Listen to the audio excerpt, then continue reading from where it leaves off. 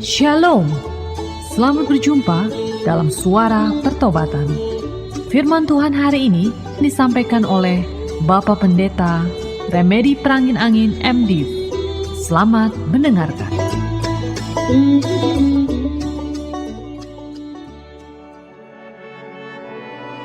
Saudara-saudara yang dikasihi Yesus Kristus, kita menjadi murid Yesus memerlukan komitmen dan sedia bayar harga supaya kita mempunyai gaya hidup dan tindakan yang sama seperti dilakukan oleh Yesus. Menerima keselamatan tidak perlu bayar apa-apa. Kita menerima anugerah keselamatan secara gratis. Tetapi untuk mengikuti Yesus, ada harga yang harus kita bayar. Artinya, komitmen dan harga mengikut Yesus itu sungguh sangat mahal.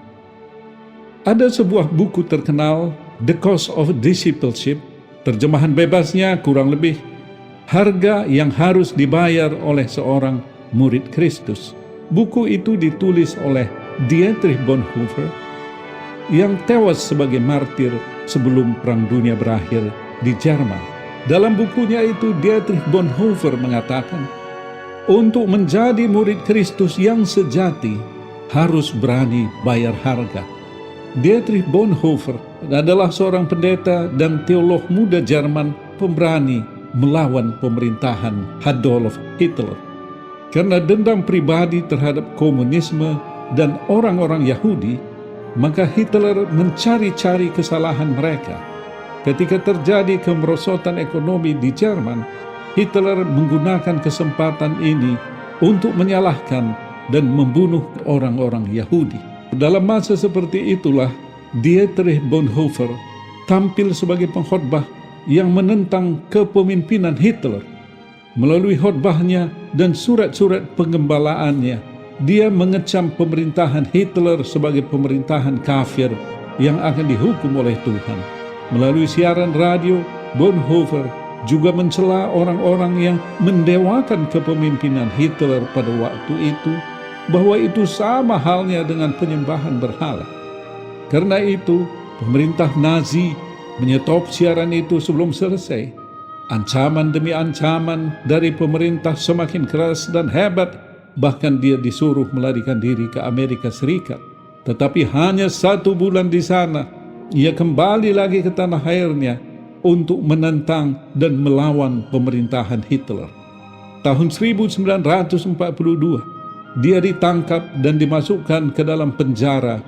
Tetapi di dalam penjara pun, Bonhoeffer tidak berhenti menulis dan mengecam pemerintahan Hitler. Dia tidak pernah mengubah pendiriannya. Beberapa minggu sebelum Nazi kalah perang, Bonhoeffer dihukum gantung hingga meninggal. Kematian Dietrich Bonhoeffer memperlihatkan bahwa dia telah membayar harga secara lunas, dan itulah harga tertinggi yang harus dibayar. Gereja-gereja Jerman, bahkan gereja-gereja di seluruh dunia, telah kehilangan seorang putranya yang pandai dan berani menyuarakan suara kebenaran. Menjadi murid Kristus yang sejati tidaklah semudah mengatakan, "Aku akan mengikuti Engkau Yesus kemana saja Engkau pergi." Tetapi ada harga yang harus dibayar. Berapa harganya? Sangat mahal. Semahal apa? Semahal darah Kristus yang tercurah di atas kayu salib di Golgota. Saudara-saudara yang dikasihi oleh Yesus Kristus, Bonhoeffer mengatakan bahwa gereja yang tidak berani membayar harga adalah gereja yang cenderung menjual anugerah Allah dengan harga murah. Harga yang murah dan obral akan membuat gereja-gereja menjadi mati, tidak berbuah, tidak menghasilkan sesuatu yang baik lagi. Inilah bahaya terbesar yang harus dilawan oleh gereja-gereja Kristus masa kini. Gereja cenderung mengajarkan tentang Allah yang mengasihi manusia yang berdosa, tetapi melupakan dan mengabaikan atau tidak berani menyebutkan betapa bencinya Allah terhadap dosa. Bonhoeffer benar, realita memperlihatkan Injil sudah tidak ada bedanya dengan barang dagangan yang diobral di pasaran.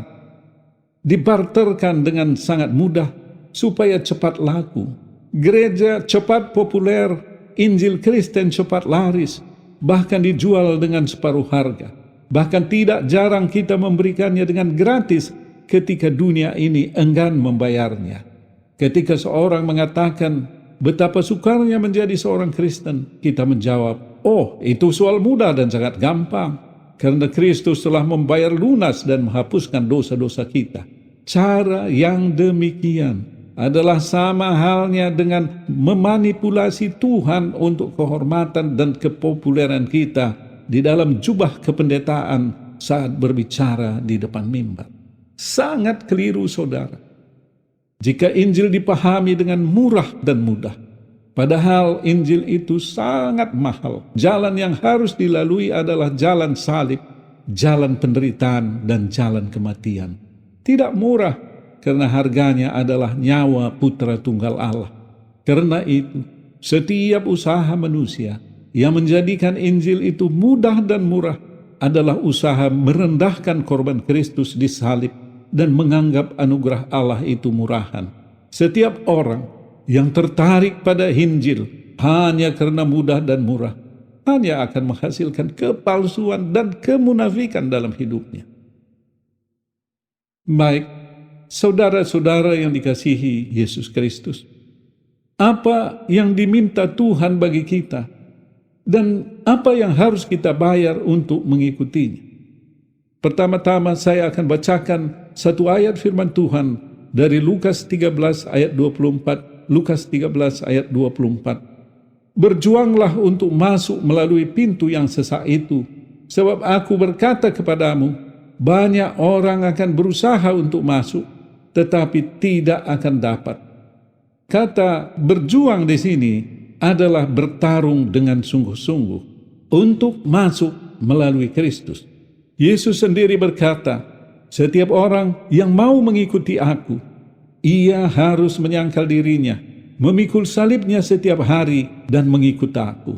Lukas 9 ayat 23. Karena barang siapa tidak memikul salibnya dan mengikuti aku, ia tidak dapat menjadi muridku. Lukas 14 ayat 27. Dengan menggunakan kata berjuanglah, Tuhan Yesus mau mengatakan kepada kita komitmen moral dan usaha yang terus-menerus untuk berpartisipasi. Orang-orang yang setia mengikutinya akan memperoleh tempat yang indah dan layak di sorga. Ia mengingatkan supaya para pengikutnya memiliki daya juang melayani selama hidup di dunia ini. Banyak orang beranggapan asal sudah percaya kepada Tuhan Yesus, itu artinya sudah selamat, sudah aman, atau dengan kata lain, hidupnya sudah jauh dari neraka. Banyak anak-anak Tuhan lalu menjadi licik, yaitu mereka datang kepada Tuhan dengan memiliki tujuan, di mana mereka ingin memanfaatkan Tuhan hanya sebagai alat untuk memenuhi semua keinginan dan hasrat hati mereka untuk menikmati dunia ini. Jadi prinsip hidup, menikmati apa saja yang bisa dinikmati, karena sudah ada jaminan keselamatan, nanti kalau mati tetap masuk surga, dan jaminannya itu adalah sudah percaya kepada Kristus. Itulah yang membuat daya juang pengikut Kristus itu menjadi kendur. Tidak ada lagi semangat perjuangan di dalamnya. Keselamatan itu diartikan sebagai satu keselamatan yang murah, yang dijual obral di jalanan. Kalau ada dua pilihan jalan, yang satu adalah jalan yang lebar, yang luas, jalan lewat tol bebas hambatan, dan satu lagi adalah jalan kecil melewati pedesaan, berliku-liku naik turun lembah menaiki pebukitan. Maka saya percaya kita semua akan memilih jalan yang lebar, jalan luas, jalan bebas hambatan itu. Inilah cara berpikir manusia yang menginginkan kenyamanan di dalam hidupnya. Tetapi Tuhan tidak mengatakan demikian. Sebelumnya tadi dikatakan bahwa jalan menuju keselamatan itu adalah melalui pintu yang sesak, bukan satu jalan yang lebar.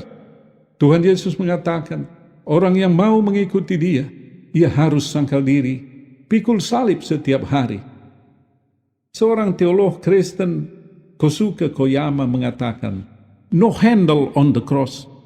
Tidak ada gagang pada salib untuk memudahkan mengangkatnya. Ia menegaskan bahwa salib harus dipikul. Salib adalah penderitaan yang harus ditanggung, sebagaimana Kristus juga telah mengalaminya. Kelihatannya memikul salib adalah beban yang begitu berat.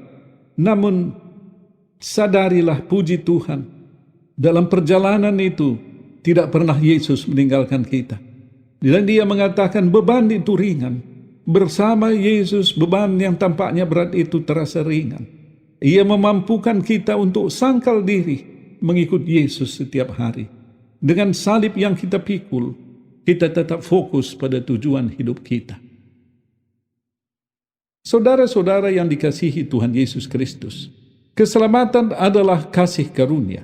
Jamahan rohnya menyadarkan kita akan dosa, menuntun kita pada pertobatan, didiami oleh Roh Kudus. Kehadiran Roh Kudus memampukan kita berjuang melalui jalan yang sempit, serta memikul salib setiap hari, serta hidup dalam kepenuhan kasih karunia Yesus Kristus. Kita meninjau kembali perjalanan rohani kita selama ini. Kiranya Tuhan menolong kita menjadi murid yang berkomitmen, berani bayar harga, memprioritaskan pekerjaan Tuhan, dan rajin melakukan pelayanan. Tuhan Yesus memberkati kita semua dengan keluarga berlimpah-limpah. Bagi saudara yang merasa dijamah oleh firman Tuhan, oleh Roh Kudus, sehingga saudara menyadari dosa-dosa saudara, betapa saudara hidup dalam jalan tersesat selama ini, ikuti saya mengucapkan sebuah doa sederhana. Tuhan Yesus, ampuni hamba yang berdosa ini. Sungguh-sungguh ku sadari dosaku. Aku memohon pengampunanmu. Aku rindu pimpinanmu dalam perjalanan hidup ke depan ini. Bagi saudara yang sedang sakit, saya undang untuk meletakkan tangan di bagian tubuh yang sakit itu, atau pusatkan hati pada penyakit saudara, apapun bentuk dan manifestasinya. Saya akan berdoa bagi saudara. Seturut dengan firman-Mu, dalam pekabaran Injil ada kuasa mujizat termasuk penyembuhan. Tuhan Yesus, jamah setiap saudara yang sedang sakit, yang sedang mendengarkan siaran ini. Sembuhkan mereka. Haleluya, haleluya, amin. Bagi saudara yang punya akar pahit, luka jiwa, tidak bisa mengampuni seseorang atau beberapa orang karena perbuatan mereka yang sangat menyakiti, yang sangat melukai saudara, yang tidak bisa saudara lupakan, saya rindu berdoa bagi saudara. Tuhan Yesus, tolong lawat saudara yang punya akar pahit, luka jiwa. Saudara kami tidak punya kemampuan mencabutnya, tetapi Engkau sanggup. Roh Kudus jamah hati mereka, cabutkan akar pahit itu. Haleluya, haleluya, amin. Akhirnya, hamba berdoa untuk seluruh pendengar siaran ini, dimanapun mereka berada. Berkati mereka, baik secara keluarga maupun secara pribadi. Berkati pekerjaan, usaha, dan studi mereka. Terpujilah nama-Mu dari kekal sampai kekal. Haleluya, haleluya, amin.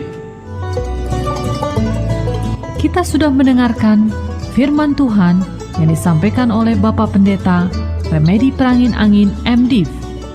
Pendengar dapat mengirimkan pokok-pokok doa kepada Suara Pertobatan, alamat email suarapertobatan@gmail.com, suarapertobatan@gmail.com, SMS atau telepon di pesawat 021 7005 8400, 021 7005 8400.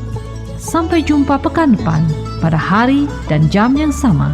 Tuhan Yesus memberkati.